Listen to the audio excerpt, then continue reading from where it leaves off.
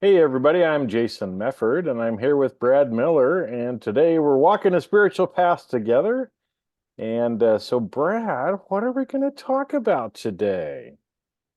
So today we're going to talk about crossing bridges. Crossing bridges. Are these bridges over troubled waters? It may be. It may be just a dark chasm. It may be a bottomless pit. It may be a moat. It could Mhm. be really whatever you want it to be. But this the idea of initiations, of rites of passages, of some sort of a crossing of a new um, a new you. Mhm. Getting rid of some of the old for some of the new,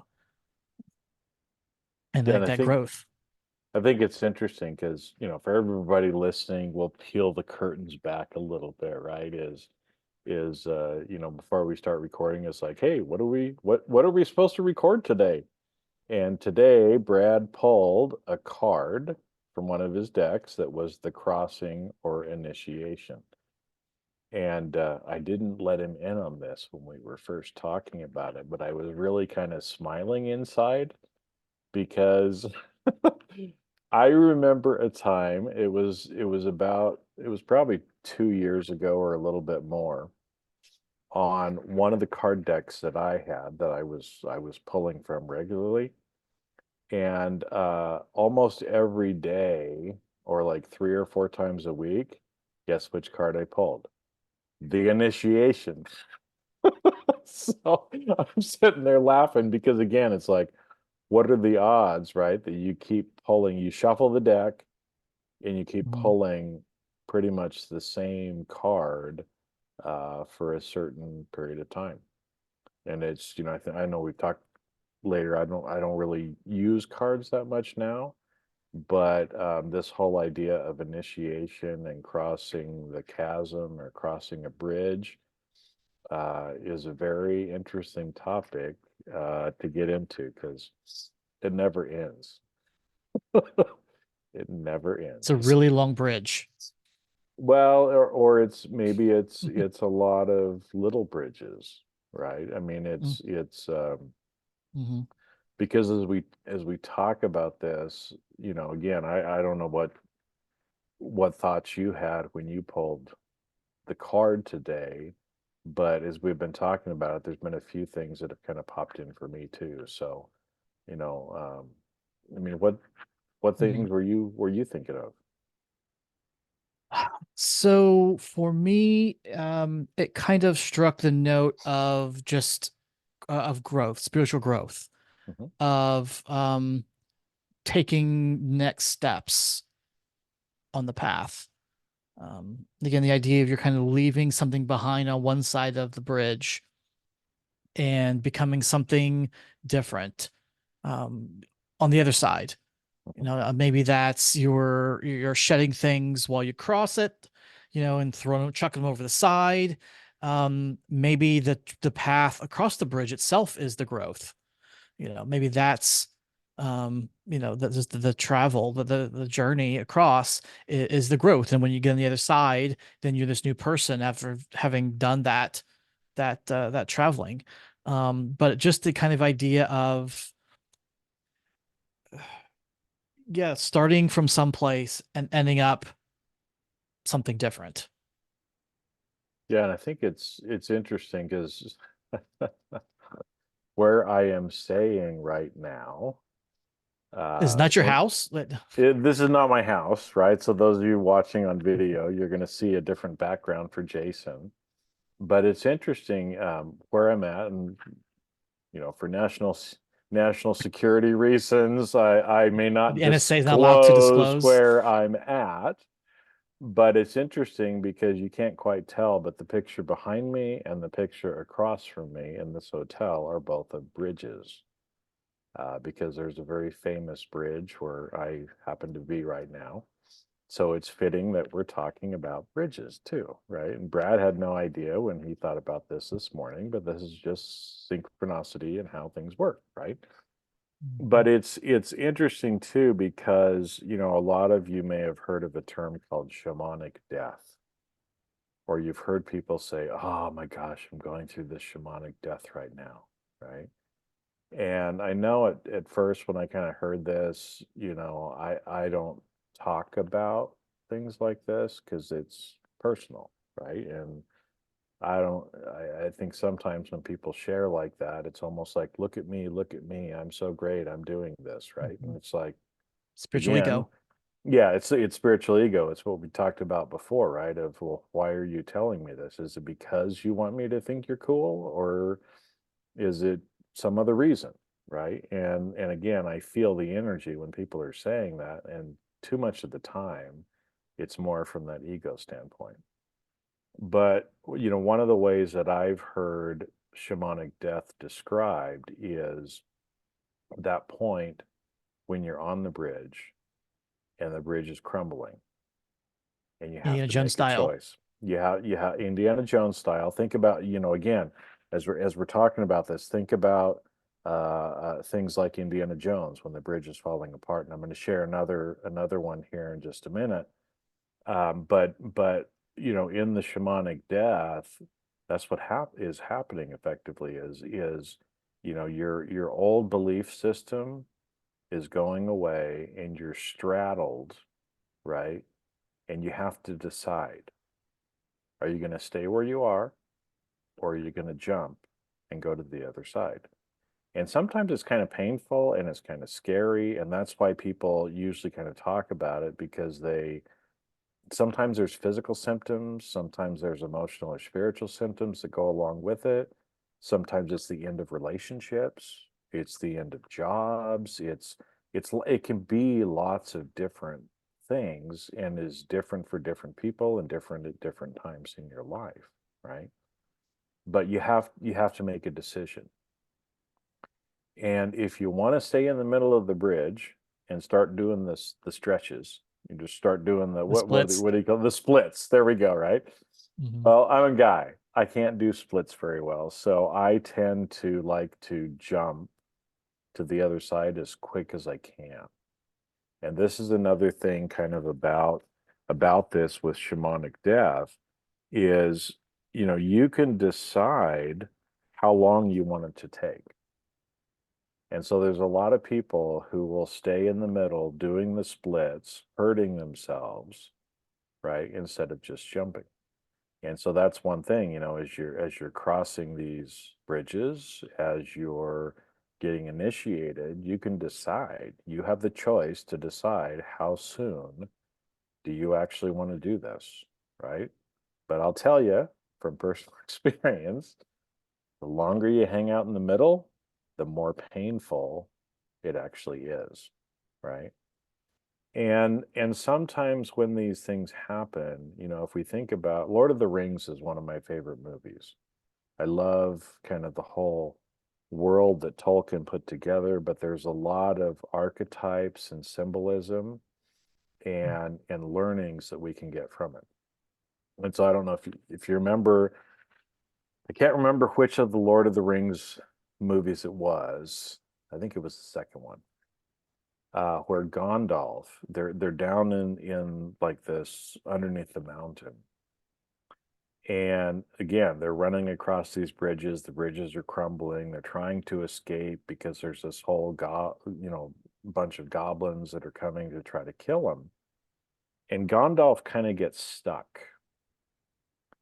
And he tells everybody to go ahead because what showed up is a balrog, this huge, giant, like molten lava kind of a character shows up and is impeding the path. And like I said, the bridges, everything else are kind of, falling apart. He kind of fights it. He gets to the one side. He thinks that it's over.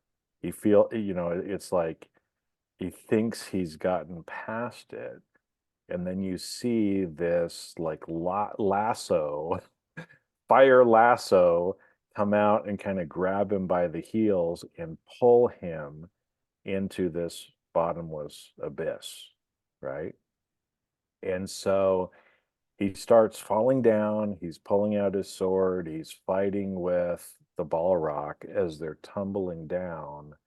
into this bottomless abyss of darkness, right? And he ends up, winning the day, beating the balrog. But one thing that is interesting is he goes into that because you'll notice Gandalf actually had three different names in the Lord of the Rings. The elves called him one thing, Mithrandril or something like that. Mithrandir. Mithrandir, right? But he was known as Gandalf the Grey at the beginning. And so he falls into the abyss with the balrog, and everybody else in the party thinks he's dead, right? Because again, I mean, the guy's fallen down this bottomless abyss fighting this balrog. And the interesting thing is the balrog was like his worst fear. Okay, because that's important too, right?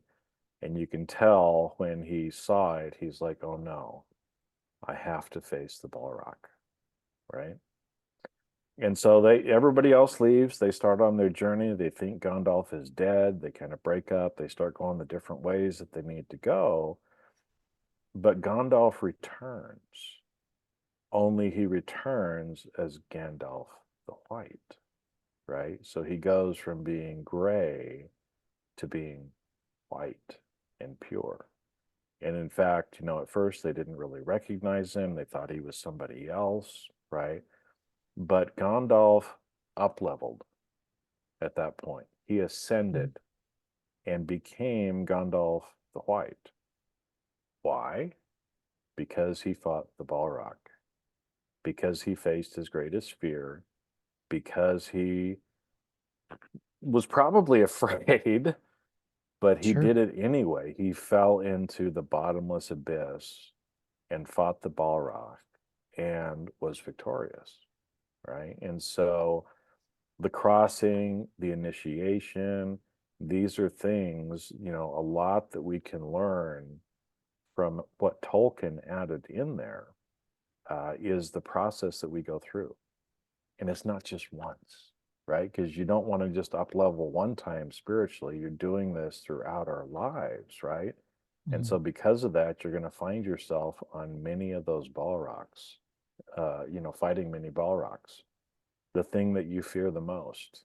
And we've talked about that before too, right? It's like the fear in the darkness. Can we turn into the darkness? Can we fall into the bottomless abyss and face our greatest fears?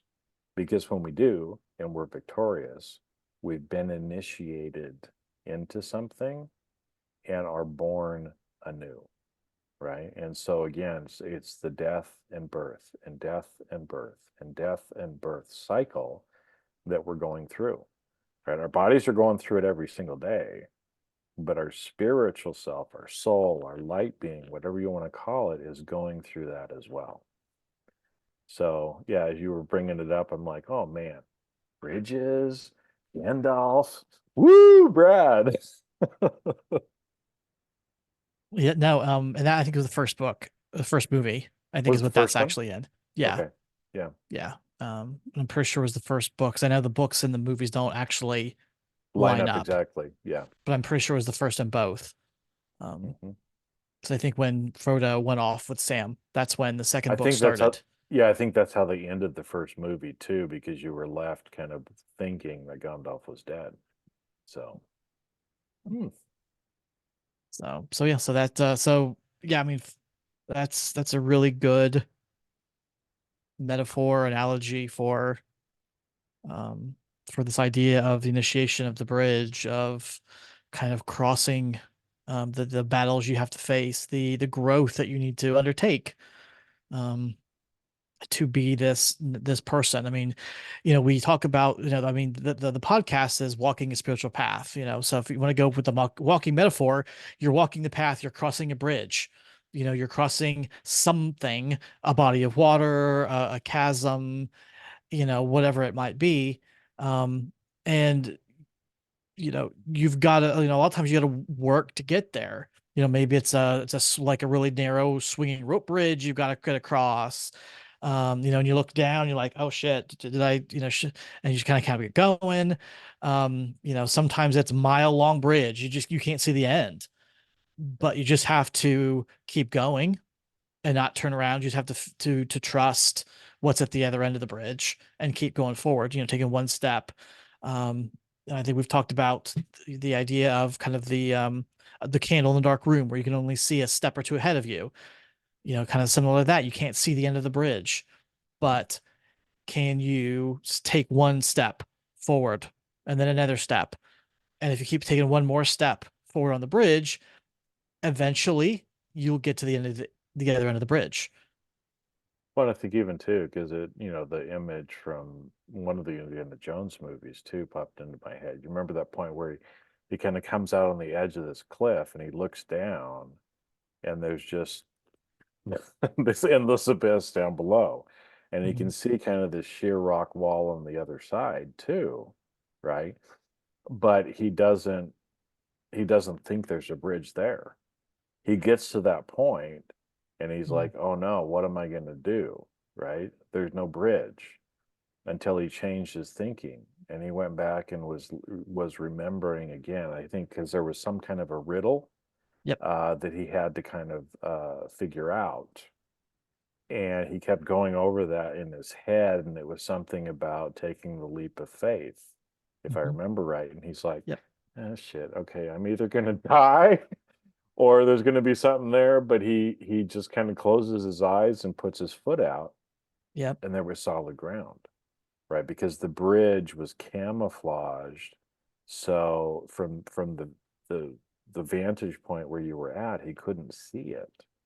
And then he kind of threw some dirt down on it. Now that his belief had changed, threw some dirt down on it, and ended up being able to walk across the bridge.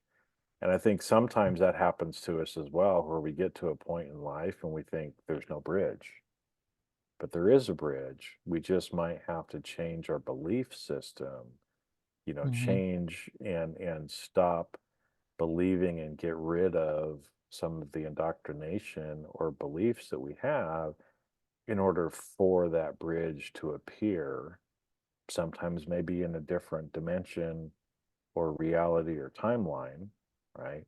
But that the bridge is there if we're willing to actually see it, Mhm. right? And I think this is where, sometimes for people walking the spiritual path, it's like we're not pulling out swords and fighting balrogs and doing things, but it's the internal work, right? It's the changing our belief structure. It's, managing, our body, our tonal, and thinking from our higher self and doing things from our higher self. And so I think, sometimes that's even harder, right? Because I look at it and it's like, hey, it's pretty easy to pull out a sword and just go fight somebody, right? I mean, they're right in front of you. You see what you're doing, right? I played that video game before. I mean, like You played that video. you could just Well, I played more than go. that video game before. Yeah. But to do everything kind of mentally and, it's a little bit different in how we have to go about it. Mhm. Yeah. No, that's a great point. That's a great scene in that movie. In the third one, the third movie, which is the best movie because it's got Sean Connery in it. But Oh yes, lad. That was my that horrible, horrible Sean Connery. Sean impression, Connery. yeah. But no, I mean but it's a great point about, sometimes you can't even see that bridge. And you just have to trust that it's there. And I think we've talked about trust before. You just have to trust that it's there. He threw a little bit of dirt on top of it, and you could see where the dirt was kind of rolling off of it. And so, that kind of gave him some sort of confirmation that there was actually a bridge there. But I mean, sometimes I think we don't even have that dirt to throw on there. We just expected to take that step and wait till we feel the solid ground under our foot. Um, and that requires a lot of courage to do that. Um, when you can't see that bridge, when you have no way to test that's there except for put your foot down on it, because you're either gonna hit dirt or you may eventually hit dirt at whatever's at the bottom. Just 1,000 feet below. Yeah. Right. Yeah. I mean, it takes a lot of courage to do something like that. Um, but that is one of the really big components, I think, of the spiritual path is knowing when you come to these bridges or these areas where there could be a bridge, you don't see the bridge, to have that courage to go out there and put the foot out, and try it out, despite the fact that nothing is seeing. One of the things, being professionals, being lawyers, we kind of like to, I'll believe it when I see it. Hmm. So I want to see evidence, I want to see some facts, data. You need to have something to show me to prove that this is what you say it is. But when it comes to your spiritual journey, I think we got to flip that on the other side. And instead of, instead of that, you'll believe it when you see it. In this case, you will see it when you believe it. And that is, besides just really gets your mind kind of flip there, that can be really tough for people, especially if you're really analytical, professionals, who are used to having all those other things in place to make decisions off of. Now you're saying the decision will come, the evidence will be there, but only after you've taken the action towards it. Yeah, that's one of the reasons why we're doing this too, right? I mean, because you come from a very analytical profession of law. Mhm. I come from a very analytical profession of accounting and auditing and risk management, right? And for those that have been taught and kind of work in these professions, we got to realize that the game is played differently, right? It's one thing if you're a lawyer and you got to show up in front of a judge or a jury and you got to have hard evidence, right? Mhm. But that's not the way the spiritual path works. I think you said it well, is you have to believe and then you see, Mhm. instead of seeing as believing is what we are normally taught. And so it takes courage to do that because sometimes again we feel like we're going to die, right? Mhm. Even though it's just emotional. Nobody's standing across from me with a sword, but sometimes you feel like you're going to die, right? And Mhm. that's why the term shamanic death is there, because sometimes emotionally, mentally, spiritually, you feel like you're going to die, but you're not, right? And it's learning or just having the courage to do that. And I know sometimes we just want to hang on to the side of the cliff white knuckled, right? But every time I've taken the step, something has been there. Every time I've been afraid and I've done it anyway, it's turned out better than I could expect, right? And that's one thing that I get, taught too from my mentor a lot of times is, it's like, well, what's going to happen if you do this? Well, I think something pretty good is going to happen. It's like, well, what if I do that? Well, everything always has been, is now, and always will be okay, but I think it's going to be pretty good, you know? And so, at that point, it's like, what are we really fearing anyway? But fear itself, Winston Churchill. And I think most of the time that's what it is, and most of our fears are really not based in reality. It's just a perception that we have based on the indoctrinations and beliefs that we continue to carry forward. And Mhm. until we get rid of those, right, then we can start to see. Once we change our beliefs, then we can see, right? But that's just how the process works. It's like the game is different, and so you can't apply the 3D thinking, uh, and what makes you maybe successful from a 3D perspective into the spiritual realm. It just doesn't work. Mhm. I think it's one reason why a lot of professionals have a really hard time, uh, for lack of a better term, getting the spiritual path from, they kind of talk about, oh, this is really woo woo. And they just have a really hard time getting behind some of it because you don't have that evidence in front of it. It requires a totally different way of thinking that is counter to what has got you success where you've been. when we go to law school, when we go to accounting school or whatever, there's a process and things that have taken place that allowed us to get to where we are. And to get there, we've had to think logically. We've had to be able to show our work, to have proof of our belief or what decision we've made. Show your answer. How did you come to your answer, sort of a deal, right? And the spiritual path doesn't work that way. Like if Yeah. you're waiting for, if you're trying to figure out how to show, the proof for your answer, you're never going to come up with anything, right? Because you can Yeah. never get to that proof until you get the answer in the first place. It's not math class, Right.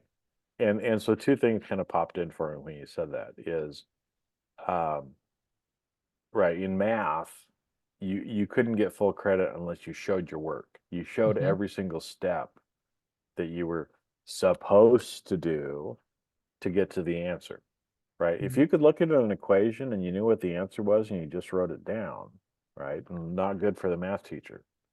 And I think part of it might have been because they were afraid you were cheating off of somebody else, or I don't know what. Well, they want to make sure that you understand how to do it. And you And so by understand the showing your work, they concept. can show, like, hey, look, he knows how to figure out this equation. Yeah. But sometimes intuitively, people just know what the answer is. They don't know why. They don't Hmm. know the steps to get there. They just know the right answer, and that's one of those where this isn't math class. You don't have to do that, right? Or I remember I was in first grade. I don't know if I've shared this story here or not, but in first grade we were given like coloring sheets were part of our classwork that we had to do. And so I remember, I got a picture of a sheep that I was supposed to color. And so the sheep, it was an outline of a sheep and it was printed on white paper, right? So I looked at it and I picked up the black crayon and I colored its face black and I turned it in. And my teacher was very disappointed in me and gave me a bad grade on that assignment because I didn't color the white paper white because it was already white. All right. Hmm. So as a little kid, right, I could see, well, I don't need to use a crayon to make the fleece of the sheep white. It's already white because the paper is white, right? And so that's maybe even kind of a good way of, but for my teacher, right, who had been indoctrinated and had certain beliefs, I didn't complete the exercise properly and couldn't get full credit because I wasn't brainwashed into, oh no, I have to put white crayon over the white paper to make the sheep look white, right? But some of the things that we're trying to do, or some of the beliefs and things we've been taught, are about that silly. It's like, if the sheep is already white, why do I need to cover it with white crayon? Hmm. Yeah. No, I mean that could be a podcast episode itself. Hmm. Why do I need to color the white sheep white? Well, maybe that'll be another episode that we have Yeah, to do like I here. said, that So, really want to go down some rabbit holes there, or some sheep there we go. holes. That's really, yeah, but Sheep holes, sheep holes. doesn't really work, I don't think. But yeah, no, yeah, it's it.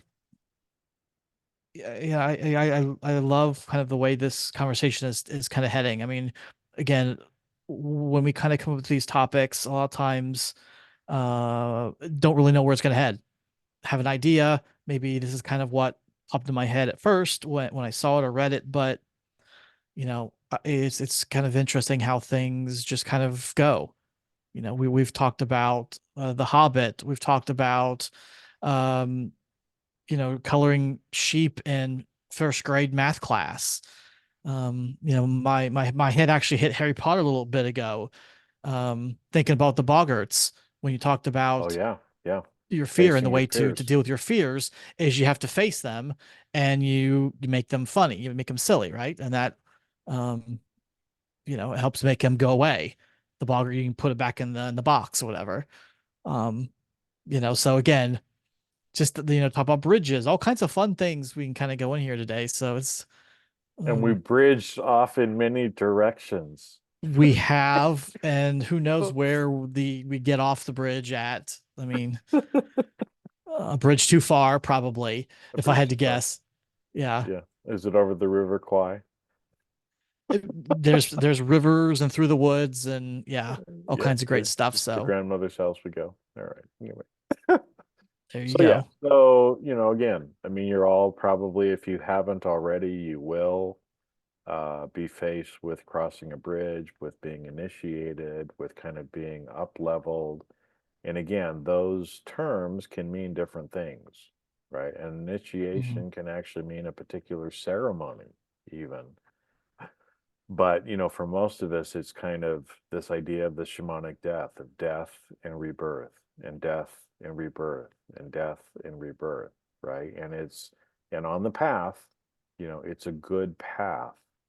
It's sometimes a challenging path to be on because you're not just going to hit one of these bridges, right? If you want to get to the end destination, you have to keep crossing the bridges, even if they're like those rope bridges that are swaying and the wood is all Mhm. rotted out, like in Indiana Jones or Monty Python. They had one of those too in their movie.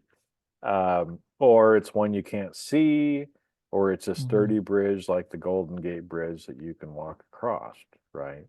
But we have to cross the bridges. You have to decide if you're going to cross it. You have to decide how long it's going to take you to cross it. The longer it takes you, the more pain there is along the way. But that's it's your path. You have to decide what it is. But like I said, every time I've crossed one of these paths, I've gone through these phases in my life, I come out on the other end better, right? Mhm. And because I have more evidence of doing that, it makes it easier and easier for me to do it.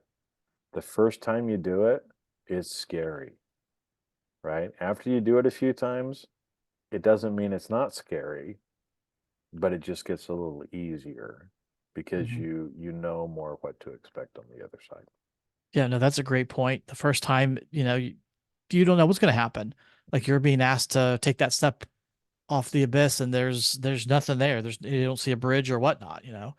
Um, but the first time you do it, and the second step, the next time you come to a bridge like that, it's a little easier because you say, well, the last time it worked this way, so you get that evidence. Mhm. That's kind of the idea of, the evidence will come once you believe, Yep. right? As opposed to the other way around. You'll see the bridges after the more you step on it, the more you walk in take across the bridges, the more that evidence will come, the more that you'll say, hey, you know what? It worked out. I didn't die last time. Like it didn't kill me. So I bet if I do it again, it's probably not going to kill me next time either, or the next time. So let's keep on trucking. Exactly. Exactly. And with that Deep Purple reference, we'll say goodbye for this episode. But go out, figure out what your bridges are, and just start crossing them. Have the courage to start doing it. And we'll see you on the next episode. See you again. See ya.